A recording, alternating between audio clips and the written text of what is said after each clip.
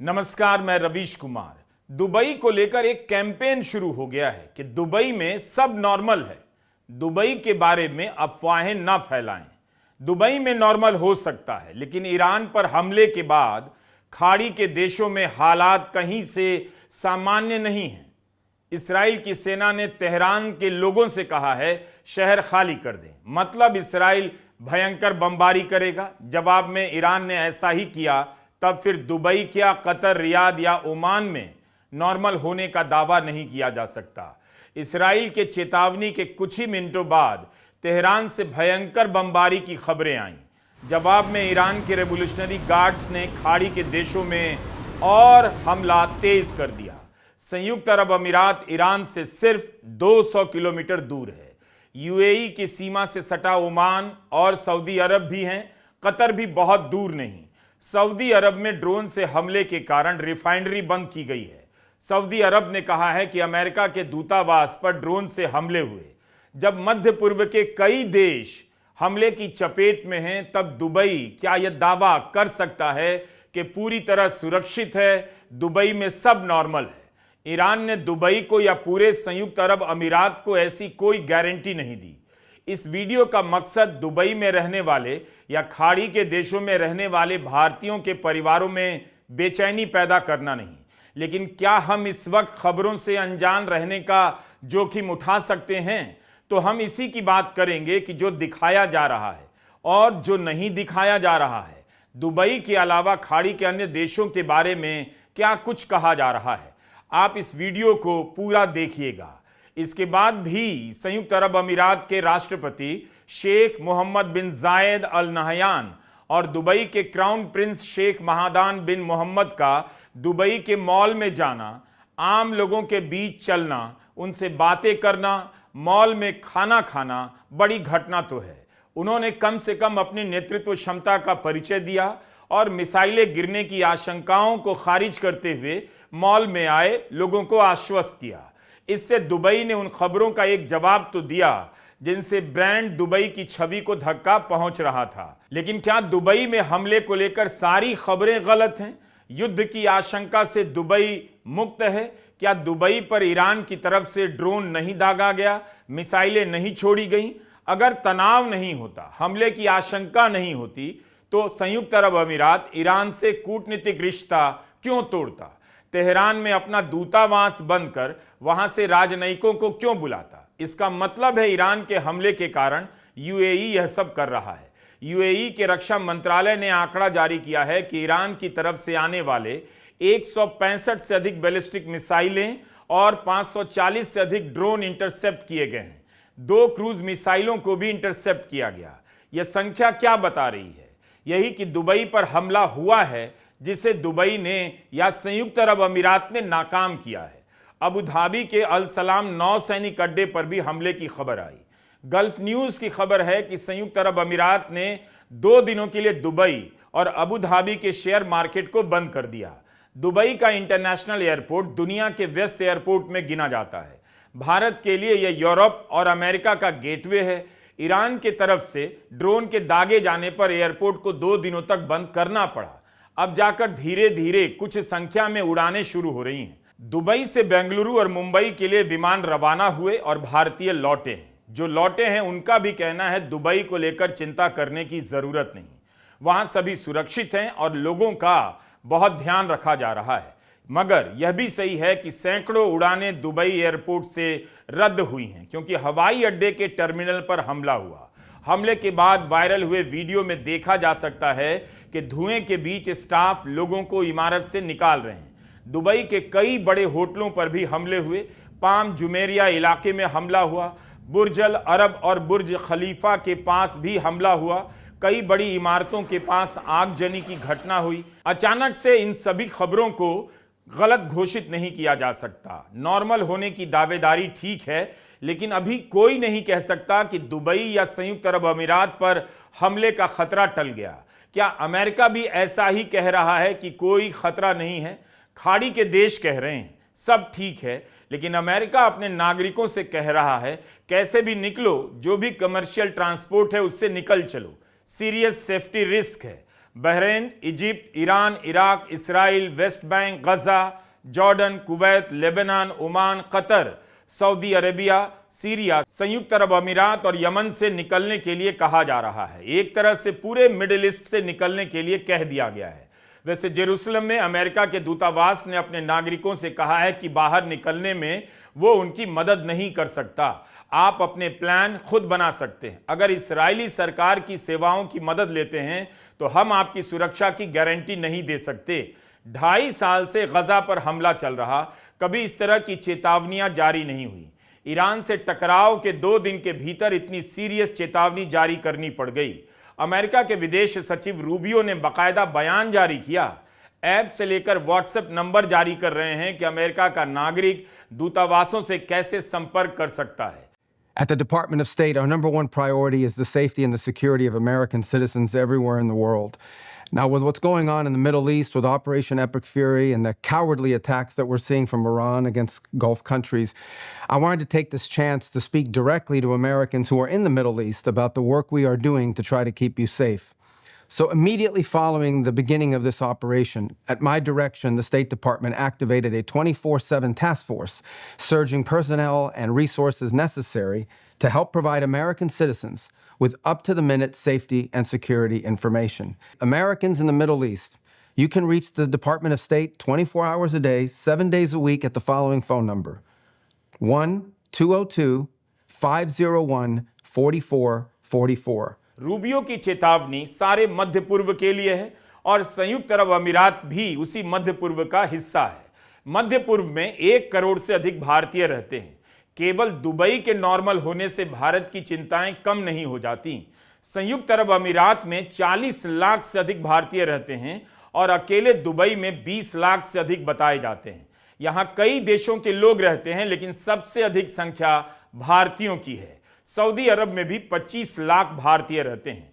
वहां drone attack की खबरें आईं। सऊदी अरब के गृह मंत्रालय ने कहा कि सुरक्षा को लेकर चिंता ना करें, जबकि कुछ ही घंटे पहले रक्षा मंत्रालय ने रियाद और अल खर्ज के शहरों के पास 8 ड्रोन इंटरसेप्ट किए हैं। सऊदी अरब रोजमर्रा की जिंदगी जारी रखने की अपील कर रहा है, लेकिन इन्हीं जगहों से अमेरिका अपने नागरिकों को निकालने में क्यों लगा है, इसका जवाब नहीं। सऊदी अरब की रिफाइनरी कंपनी अरामको ने अपनी एक रिफाइनरी क्यों बंद की? Dubai, Abu Dhabi, Qatar, Bahrain के एयरपोर्ट बंद होने के बाद सऊदी की राजधानी रियाद से लोगों को निकाला जा रहा था। आज दोपहर की खबर है कि कतर का एयर स्पेस बंद कर दिया गया, उड़ानें बंद हैं। कतर में 2 बैलिस्टिक मिसाइल को रोका गया है। अल जजीरा ने रिपोर्ट किया है कि उसके बाद से फाइटर जेट और हेलीकॉप्टर आसमान में गश्त लगा रहे हैं। अगर इन इलाकों में कोई खतरा नहीं तो जो जहां है वहां रहे। जेट्स को आसमान में उड़ने की क्या जरूरत? चिंता की बात नहीं होती तो भारत के प्रधानमंत्री मोदी को अरब देशों को फोन नहीं करना पड़ता। खुद उन्होंने अपने बयान में कहा है कि यूएई के राष्ट्रपति और अपने भाई शेख मोहम्मद बिन जायद अल नहयान से बात की और संयुक्त अरब अमीरात पर हमले की कड़ी निंदा की और हमले में मारे गए लोगों के प्रति संवेदना जताई। भारत इस मुश्किल घड़ी में संयुक्त अरब अमीरात के साथ खड़ा है और भारतीयों का ख्याल रखने के लिए संयुक्त अरब अमीरात का धन्यवाद करता है। इस हमले में भारत का क्या स्टैंड है, इसे लेकर काफी आलोचना हो रही है। इस पर हमने 2 मार्च को विस्तार से एक वीडियो बनाया है, ये उसी का थंबनेल है, आप उसे भी देखिए। तो यूएई पर हमला हुआ है, तभी तो इसकी निंदा करने के लिए प्रधानमंत्री मोदी ने यूएई के राष्ट्रपति को फोन किया। अच्छी बात है, एयरपोर्ट बंद होने से दुबई ने सभी का ख्याल रखा, चाहे वे किसी भी देश के हों। अबू धाबी के प्रशासन ने आदेश निकाला कि सभी यात्रियों को मुफ्त में होटल में ठहराया जाएगा। यात्रियों से कहा गया, आप जिस होटल से निकले हैं, आपकी यात्रा रद्द हो गई है तो उसी होटल में जाइए, आराम से रहिए, खर्चा जो भी होगा अबू धाबी प्रशासन देगा। लेखक ज्योत्सना मोहन जो यूएई में रहती हैं, उन्होंने ट्वीट किया है कि यही अबू धाबी है। जो लोग होटल छोड़कर नहीं जा सकते उन्हें फ्री स्टे दी जा रही है। जो एयरपोर्ट पर फंसे हैं उनका ध्यान रखा जा रहा है। भारत होता तो होटल और फ्लाइट के दाम 2 गुने हो गए होते। यह 1-2 दिन पहले का वीडियो है दुबई की सड़कों का। जिस वक्त एयरपोर्ट बंद था, दुबई सामान्य नजर आ रहा है। भेजने वाले ने कहा कहीं कोई अफरा तफरी नहीं, दुबई सिक्योर है। उसी वक्त दुबई से एक और मैसेज आया जिसके बारे में आपको बताना चाहता हूं। मैसेज भेजने वाले दिल्ली आ रहे थे, पति पत्नी हैं। उन्होंने अपने एक दोस्त को लिखा कि हम एयरपोर्ट पर ही थे जब ईरान ने यूएई पर हमला किया। हमें विमान से उतारा गया और तुरंत ही खास वेटिंग एरिया में ले जाया गया। नाश्ता, पानी, खाना सब फ्री दिया गया। कहीं कोई अफरा तफरी नजर नहीं आई। आश्वस्त किया जा रहा था कि आप बिल्कुल चिंता ना करें। पर्यटकों को वहीं पर ट्रांजिट वीजा दिए जा रहे थे। उन्होंने यह भी लिखा कि एक पल के लिए सोचिए, जियोपॉलिटिकल संकट के बीच जब एयर स्पेस बंद है, फ्लाइट्स ग्राउंडेड है, यूएई यह पक्का कर रहा है कि जिन विजिटर्स का रुकने का कोई प्लान नहीं, जिनका होटल बुक नहीं, जो बस गुजर रहे थे, वे कानूनी तौर पर कवर्ड, सेफ और डॉक्यूमेंटेड हों। अफरा तफरी ना मचे, ब्यूरोक्रेसी नहीं, केवल इंसानियत। यही बात वर्ल्ड क्लास देशों को बाकियों से अलग करती है। यह सिर्फ ऊंची इमारतें नहीं हैं, सिर्फ टैक्स फ्री सैलरी नहीं, सिर्फ सेफ्टी रिकॉर्ड नहीं, यह है कि कोई देश दबाव में कैसे रिस्पॉन्ड करता है जब चीजें गलत हो जाती हैं। और जियोपॉलिटिक्स में कभी कभी ऐसा होता है तो यूएई घबराता नहीं, वह काम करता है चुपचाप, अच्छे से, इंसानियत के साथ। गार्डियन अखबार ने लिखा है कि पूरे मध्य पूर्व में 11,000 उड़ानों को रद्द करना पड़ा, 10 लाख से अधिक यात्री प्रभावित हुए। एक आंकलन और है कि दुबई, दोहा, अबू धाबी से हर दिन 90,000 यात्री गुजरते हैं। अभी भी ज्यादातर उड़ानें रद्द हैं। तो ऐसा नहीं केवल आश्वासन या मॉल में निकल जाने से हो जाता है कि वहां शांति है, घबराइए नहीं। यह भी नोट करना चाहिए कि वहां बड़ी संख्या में गैर मुस्लिम भारतीय रहते हैं। दैनिक भास्कर की खबर देख रहा था, जब संयुक्त अरब अमीरात में हमले की खबर आई तब राजस्थान के अमृत राम की कथा का आयोजन चल रहा था। किसी के साथ भेदभाव की कोई खबर नहीं। दुबई में कथा का आयोजन चल रहा है और भारत में नमाज पढ़ने के समय मारपीट की खबर आती है, यूनिवर्सिटी की सफाई की जाने लगती है। इस समय ऐसी कितनी ही खबरें मिल जाएंगी। भारत में भी सैकड़ों उड़ानें रद्द हुई हैं। हम ठीक ठीक नहीं जानते कि अबू धाबी की तरह विदेशी पर्यटकों को सरकार होटल का खर्चा दे रही है या नहीं। साफ साफ आदेश होना चाहिए कि सारे पर्यटक होटल में ठहरें, उसका खर्चा भारत सरकार देगी। और होली के दिन जिसके घर जाना चाहते हैं जाइए, रंग खेलिए और जमकर खाइए पीजिए। भारत में हैं तो उसका आनंद लीजिए। दिल्ली वालों के लिए भी मेहमान नवाजी का यह शानदार मौका है कि हर घर अपने यहाँ विदेशी मेहमान को बुलाए, उनके साथ होली खेले। खैर, हम बात दुबई और ब्रांड दुबई की कर रहे हैं।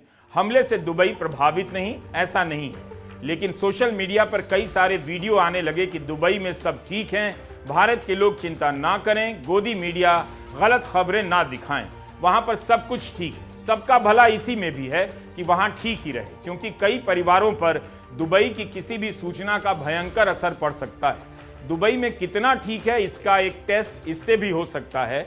जैसे ही वहां का एयरपोर्ट पूरी तरह ऑपरेशनल होगा, पता चलेगा भारत आने के लिए कितनी मारामारी मची है। दुबई आश्वासन तो दे रहा है, लेकिन खबरों से आप मुंह नहीं मोड़ सकते। ब्लूमबर्ग ने रिपोर्ट छापी है कि दुबई में बढ़ते खतरे से बचने के लिए लोग ओमान में मस्कट और सऊदी अरब में रियाद की ओर भाग रहे हैं। ओमान जाने के लिए एक गाड़ी का किराया $5,000 हो गया है। एक विशेषज्ञ का बयान अखबार में छपा है कि कई परिवार $1.5 से $2 लाख देने के लिए तैयार हैं। इन्होंने दुबई से भाग निकलने में 7 परिवारों की मदद की। ये परिवार जमीन के रास्ते ओमान गए और वहां से प्राइवेट जेट से बाहर चले गए, क्योंकि संयुक्त अरब अमीरात का एयर स्पेस बंद है। सवाल है कि क्या हम दुबई के बारे में ठीक ठीक जानते हैं? क्या सभी खबरों को फेक न्यूज कहा जा सकता है? सोशल मीडिया पर लोग दिखा रहे हैं कि गोदी मीडिया ने गलत खबरें चलाई, पुराने वीडियो को अभी का बताकर चला रहे हैं। चलाया भी होगा। हमले को समझने के लिए ज्योतिष बुलाकर बहस कर रहे हैं। फर्जी ट्विटर हैंडल के आधार पर रिपोर्टिंग हो रही है कि सब कुछ नॉर्मल है। वैसे भी ऑपरेशन सिंदूर के बाद ग्लोबल लेवल पर बेइज्जती हासिल करने के लिए गोदी मीडिया कई दिनों से तड़प रहा होगा, उसे मौका मिल गया है। आप गोदी चैनलों की रिपोर्टिंग देखिए, कितना भी शान बघार लें, अरबों रुपए का सरकारी विज्ञापन डकार लें, लेकिन किसी के पास जमीन से प्रमाणिक रिपोर्ट करने की क्षमता नहीं जिसे जनता देखे और युद्ध के बारे में अपनी समझ बनाए। हवाई बातों में विश्वगुरु बन रहे हैं। उधर दुबई को लेकर एक्सपर्ट कह रहे हैं कि संयुक्त अरब अमीरात के राष्ट्रपति और क्राउन प्रिंस के आश्वासन का कितना असर होगा कहना मुश्किल है। मगर होटलों और इमारतों के बाहर आग के दृश्य लोगों पर मनोवैज्ञानिक असर कर गए हैं। दुबई के लिए जरूरी है कि यह युद्ध जल्द से जल्द खत्म हो जाए। अगर सोशल मीडिया पर ऐसे वीडियो आ रहे हैं कि दुबई में सब ठीक है, तो उसी सोशल मीडिया में ऐसे भी वीडियो वायरल हैं जिनमें लोग हैरानी जाहिर कर रहे हैं कि दुबई में धमाके कैसे हो गए। यह अविश्वास ही बता रहा है कि दुबई जैसे शहरों ने अपने पड़ोस के देशों और शहरों के मुकाबले अपनी अलग पहचान बनाने में कितना निवेश किया होगा। रॉयटर्स ने लिखा है कि ऐसी छवि बनाई गई कि मिडिल ईस्ट का टकराव दुबई के बॉर्डर पर रुक जाएगा, लेकिन अब सब कुछ दांव पर है। ब्रांड दुबई की छवि का परीक्षण हो रहा है। ईरान की कुछ मिसाइलों ने दुबई, रियाद से लेकर मनामा और दोहा जैसे शहरों की इस छवि को धूमिल कर दी है। ब्रांड दुबई के लिए यह सब घातक है। खाड़ी के देशों ने अपनी एक छवि बनाई जो ईरान, इराक, सीरिया, लीबिया जैसे देशों से अलग छवि थी।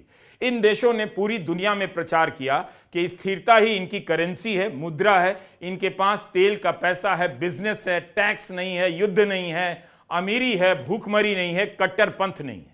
न्यूयॉर्क टाइम्स से लेकर गार्डियन में इस बारे में विश्लेषण छप रहे हैं कि ईरान और अमेरिका इस्राइल के टकराव ने इस भ्रम को तोड़ दिया कि खाड़ी के देशों पर किसी हमले का असर नहीं पड़ेगा। वहां रहने वाले विदेशी लोगों में घबराहट है, वहां से निकलने की सोचने लगे। बीबीसी की रिपोर्ट देख रहा था कि मिसाइलों के हमलों ने दुबई की सेफ हेवन की छवि को चकनाचूर कर दिया है। वहां की मशहूर इमारतों पर जो हमला हुआ, जो नुकसान हुआ, उससे भ्रम टूट गया कि यह इलाका हमेशा स्थिर ही रहता है। इस रिपोर्ट में कई लोगों के बयान हैं जो वो डर गए हैं, वापस जाना चाहते हैं। रिपोर्ट में ऐसे लोगों के भी बयान हैं जो कह रहे हैं वे सुरक्षित हैं, लेकिन उनके बयान के बाद बीबीसी ने एक लाइन जोड़ी है कि संयुक्त अरब अमीरात में सरकार की निंदा करना गैर कानूनी है। केवल दुबई ही नहीं, खाड़ी के दूसरे शहरों को लेकर भी इसी तरह के विश्लेषण हो रहे हैं। विश्लेषक कहने लगे हैं कि जैसे ही इन शहरों से विमान वापस उड़ने लगेंगे, बड़ी संख्या में लोग अपने देशों की तरफ लौटना चाहेंगे। सबसे बड़ी बात है सही सूचना की। क्या सही सूचना लोगों तक पहुंच रही है? मुझे इस पर संदेह है। केवल आसमान का वीडियो होता है जिसमें मिसाइलें आती दिखती हैं, उसके बाद कहां गिरी, कितना नुकसान हुआ, उसका वीडियो नहीं आता। कुछ वीडियो आ गए, लेकिन अब ऐसे वीडियो को रोकने के लिए कार्रवाई की धमकी दी जा रही है। सोशल मीडिया पर दुबई के एक पुलिसकर्मी का बयान वायरल है जिसमें वह भारतीयों से कह रहा है, कुछ भी होता है, आप लोग वीडियो बना लेते हैं और भारत भेज देते हैं, आप ऐसा ना करें, वीडियो डिलीट कर दें। तो क्या हम ठीक ठीक जानते हैं कि दुबई में क्या हो रहा है, या दुबई जितना चाहता है हम उतना ही जान रहे हैं? दुबई में सब नॉर्मल है, वहां रहने वाले भारतीय कह रहे हैं, लेकिन आप यह नहीं कह सकते कि दुबई से आने वाली सारी सूचनाएं सही हैं। जो सूचनाएं नहीं आ रही हैं उनका क्या? अफवाहों के नाम पर 1 लाख दिरहम का जुर्माना और जेल की बात होती है, तब संदेह होता है कि सब कुछ नॉर्मल होने का दावा क्या सही है या ब्रांड दुबई की छवि को बनाए रखने के लिए किया जा रहा है। संयुक्त अरब अमीरात में फर्जी वीडियो सर्कुलेट करने के लिए 2 लाख दिरहम तक का जुर्माना लग सकता है। कतर के आंतरिक मंत्रालय ने घटनास्थल पर इकट्ठे होकर वीडियो बनाने या घटनाक्रम की जानकारी प्रकाशित करने के खिलाफ चेतावनी जारी की है।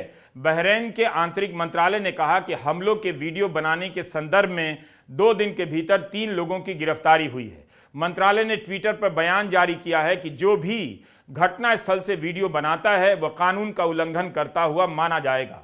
दुबई में सामान्य तो है, लेकिन दुबई में खतरा नहीं है, यह अलग सवाल है। और इन चेतावनियों से आप समझ सकते हैं, युद्ध के समय लोग अलग अलग वीडियो रिकॉर्ड करते हैं तो खबरें मीडिया के पहले दुनिया भर में पहुंचती हैं, पता चलता है वहां क्या हुआ। ऐसा नहीं है कि दुबई हमले से एकदम सुरक्षित है या ईरान की रेंज से बाहर है। क्या ईरान ही हमला कर रहा है? इसे लेकर एक अलग राय ने सनसनी मचा दी है। हम पहले आपको सतर्क करना चाहते हैं कि टकर कार्लसन की खबर की पुष्टि किसी देश ने नहीं की। सऊदी अरब और कतर किसी ने वैसा नहीं कहा जैसा कार्लसन ने दावा किया है। अमेरिका के पत्रकार हैं टकर कार्लसन, इनका कहना है इस्राइल ही सऊदी अरब और बहरीन पर हमला कर रहा है ताकि पूरा मध्य पूर्व ईरान के खिलाफ युद्ध में शामिल हो जाए। अपने शो में इन्होंने कहा कि सऊदी और कतर ने मोसाद के 2 एजेंट को गिरफ्तार किया है जो बम धमाके करने की फिराक में थे। टकर का सवाल है कि इस्राइल खाड़ी के देशों में धमाके क्यों करना चाहता है जबकि उन पर पहले से ही ईरान का हमला जारी है? क्या ईरान और खाड़ी के देश एक ही तरफ नहीं खड़े? टकर कार्लसन का कहना है कि इसराइल, ईरान, कतर, संयुक्त अरब अमीरात, सऊदी अरब, बहरीन, ओमान और कुवैत को नुकसान पहुंचाना चाहता है।